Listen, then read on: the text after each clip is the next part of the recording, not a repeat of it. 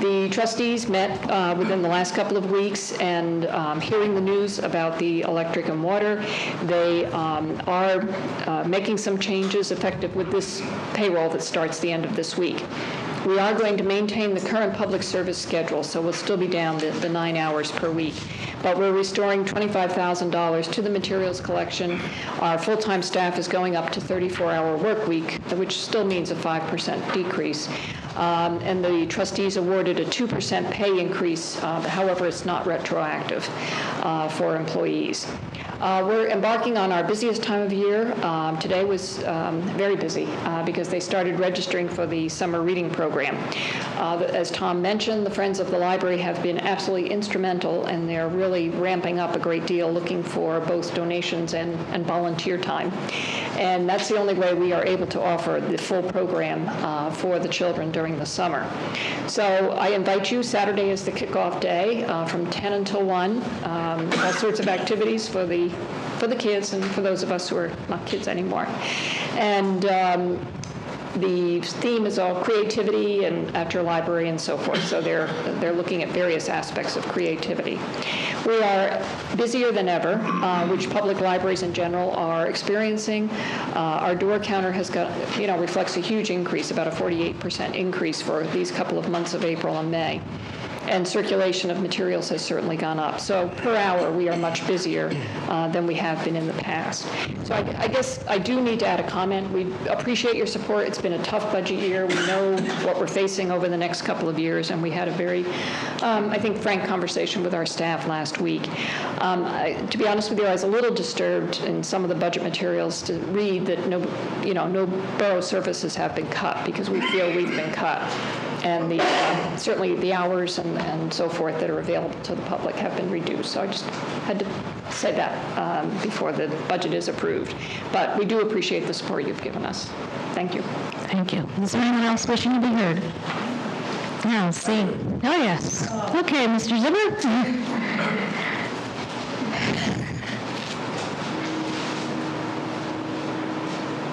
Eugene Zimmer, I live on Greenwood Avenue. Something that the library folks mentioned tweaked my interest here. Did I understand it to be said that the library will no longer be charged by the borough for electricity and water? Is that a correct statement? No borough-owned building will be charged for electric and water. Well, okay. I don't really have any serious objection to it, except that I do wonder if take the library as an example of the point I'd like to make. If the library is not charged for their electricity and water, does this not distort the true cost of running the library? It reduces the cost on paper of running the library. I don't know what the electricity and water bills come to, but the amount of money that was charged on paper, I suppose, is being shifted somewhere else. And I just question the desire. I understand the ramifications of keeping the library budget down. I know they've cut some expenses down there, and that's laudatory. But I wonder, are we fooling ourselves by just not charging them the electricity and the water? I mean, what's the point of it all? That cost is going somewhere. I think, Mr. Zipper, while you were on vacation, I think that's when we had this discussion. Maybe, Ray, you'd like to just explain one more time, sort of, you take from one pocket and put it into the other. So. No, it's not a bad thing. I'm in trouble. You are correct with your analysis that we still have to purchase the electricity from our supplier. We still have to fund the salaries of the individuals who provide the service and run the utility. So that cost that previously was borne, or that portion of the cost that was previously borne by the library or any other public body, is now borne by the other users of our electric utility, which would be the residents like yourself and myself, and the businesses business in the community. The plus of doing it that way is, one, is to recognize the value to the library in terms of the services they bring to our community, but the other portion of it is by more appropriately billing that the way it was done previously, that charge for that building and all the other buildings was built into our tax rate. So all of our residents, whether you use electricity or not, or pay taxes or not, you weren't paying your fair share. So the example I used in your absence was Drew University is our largest energy user. They don't pay property taxes by nature of their being a charitable and educational institution. They do pay energy charges. So in effect, and by being our largest energy user, they are paying, in effect, a disproportionate share of the cost that previously was unfairly disproportionately on the taxpayer of the community. So our exempt properties, to a large degree, will now be paying a higher percentage of the utility bills than were previously done, and especially our bigger users, such as Drew University. So that was the logic behind trying to help the library recognize their contribution, but also more fairly allocate the cost to the user of the product. So if you use the product, you should pay for using the product. Drew is paying now a higher percentage of the cost of running the utility in lieu of paying property taxes. So the rationale then, if I understand it correctly, is that the non-tax-paying users, like Drew and so on and so forth, are picking up a share of a somewhat larger share Yes. of the total cost to the borough of purchasing this electricity. Correct. Well, okay. All right.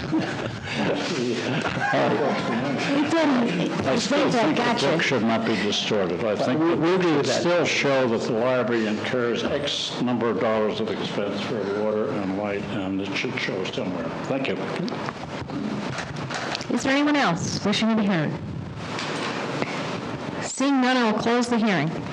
Mayor, I move Resolution 163-2009. Second. Is there any further discussion? Seeing none, would the clerk please call the roll? Ms. Bailey? Yes. Mr. Elias? Yes. Mrs. Sukamoto? Yes. And Dr. Esposito? Yes. All right. Are there any communications and petitions? Just one? Just one? Okay. Okay. Letter dated June 16, 2009, from Suzanne R. Muckmeyer of the Madison High School Science Department thanked Officer Wayne Reed for his involvement as a guest speaker, which helped make the forensic science course more informative and interactive. Okay, thank you. I'm going to go out of order. I will invite people up for discussion, but at this time I would like to invite Mr. Evans, anyone who will be able to ask questions if they have any. Mr. Evans is our auditor, and he's going to discuss the water connection fees, the sewer connection fees, and the 2008 audit. If you wish, Mayor, we can start with the connection fees. I would hope that you all had received both a copy of the water connection fee study and the sewer connection fee study at this point. And what these documents do is aggregate the cumulative capital and debt service costs of each of the water and the sewer from inception or as far back as records could be located through 12/31/08 to determine the pro rata share per user. Do I need to talk into something? Yes. Why don't I just go over Yeah. to the podium now? Like turn. I don't have to repeat everything I just said, right? Okay. What the reports do is essentially aggregate cumulative capital and debt service costs and come up with a pro rata share per user that has been tested and is by statute allowed to be charged for a connection fee. The connection fees themselves are good for users that connect throughout 2009, and it should be updated annually.